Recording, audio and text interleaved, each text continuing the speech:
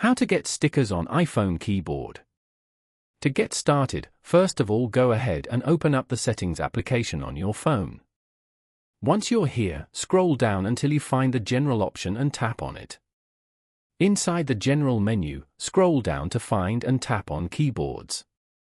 Again, scroll all the way down to the bottom and enable the switch for stickers under the Emoji section. Now, go back to the home screen and open up the Messages app. Open the conversation you want to send the sticker to. Tap the text field and tap on the emoji icon on the keyboard. Then tap the stickers icon, which looks like a peeling sticker below. Here you can see all the available stickers for use directly from the keyboard. Alternatively, in Messages, tap the plus icon as shown and from the option select Stickers to view all your sticker packs.